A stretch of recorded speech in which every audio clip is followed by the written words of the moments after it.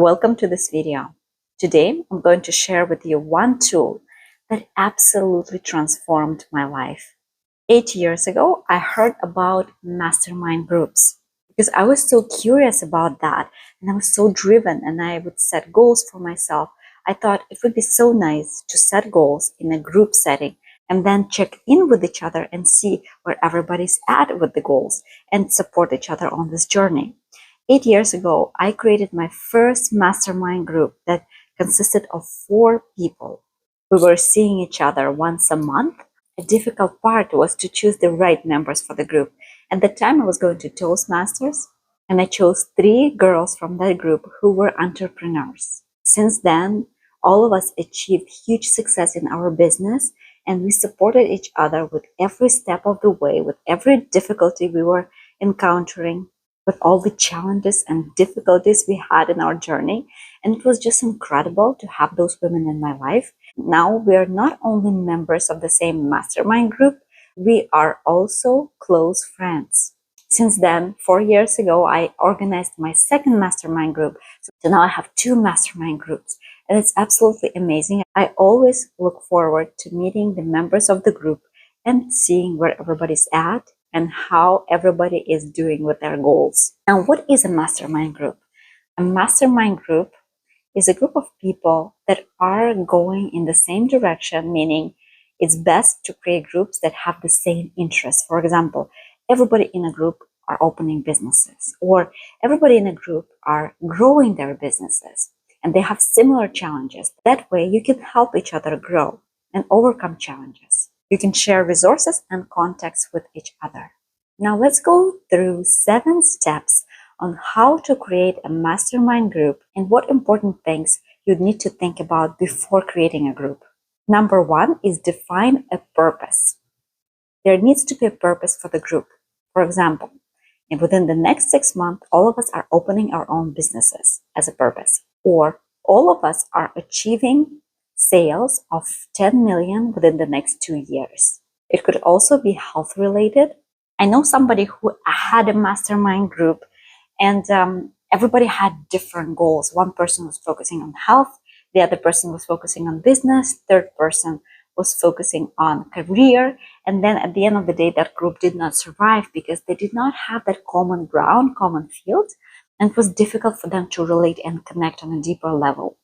That's why it's very important to have a general one big purpose for the group so that every person in a group is working on the same goal or similar goals. Number 2 is choose the right members. People who do well in mastermind groups are usually organized, reliable, disciplined, and very passionate about growth. If somebody is passionate about growth, they're going to learn all the time and they'll have so much to share and contribute to the group. For the group size, the ideal group size is 4 to 6 people. Both of my mastermind groups are 4 people each.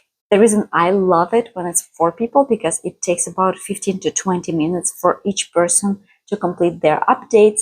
So if the group is too big, then it takes way too much time for each person to finish the updates, and so the meeting will be way longer. That's why I like it when it's 4 people and it is small and intimate. If it's less than 4 people, for example, 2 or 3 people, there is not enough energy going on.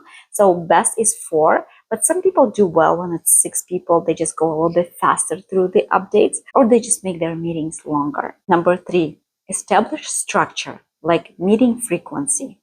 With one of my groups, we meet once every 2 weeks. With the second group, we meet once per 2 months. Also, you need to decide on the format, whether you want to meet in person or virtually. If you want to meet in person, I have a suggestion to choose people for the group who live close by, because in one of my groups, people live quite far away and it takes them about an hour to get to the meeting. That's why that mastermind group is not meeting too frequently. It's meeting once every 2 months. And for my second mastermind group, we live closer together and it makes it easier for us to meet more often. That's why we meet once every 2 weeks. For me personally, I love to meet in person because it's quite a different vibe. We usually meet in restaurants or coffee shops, and we just take a table and we discuss whatever we need to discuss. But some people do well when they meet online. So it really depends on your preferences.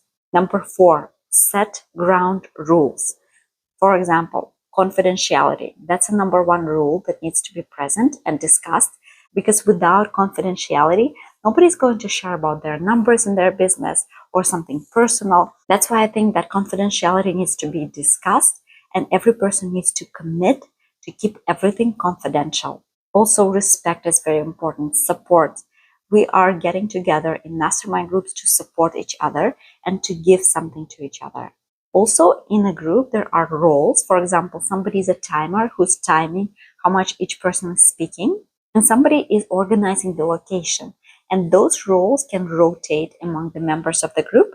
Number 5, create an agenda. We usually start with updates that take us 15 to 20 minutes each. In updates, we share something that happened for us in business and also in personal life. The reason why we also share something personal because it helps us connect on a deeper level. Then after updates, we discuss challenges, whatever challenges each of us has. Then we share resources, how to help each other with challenges. And then we share goals that we set for ourselves that we will accomplish by the next meeting. There are many ways how the meeting can go for you. So it's great to sit down and think what you want the meeting to look like. Number 6, use tools for organization. For example, Google Sheets, Google Docs, and group chats for weekly updates. In one of my mastermind groups, we have a shared Google Sheets where each of us is writing down the goals we're going to accomplish this week. And then at the end of the week, we are marking what was done and what was not accomplished. And we can see each other's progress, what everybody's working on. In another group, we use group chat to send the updates right into the group. Number 7, have quarterly meetings. Meetings that we do once per quarter are different from the regular meetings because we get to discuss the yearly goals and where we are at with them. It's important to have not only weekly or monthly goals, but also the yearly goals. That way, we know the general sense of direction of each member of the mastermind group and we can support each other. Those are the steps on how to create a mastermind group and what you need to think about when you're creating one. If you still have questions, feel free to reach out. I'll be so happy to connect with you and share more. And if you need more resources, please check out my website.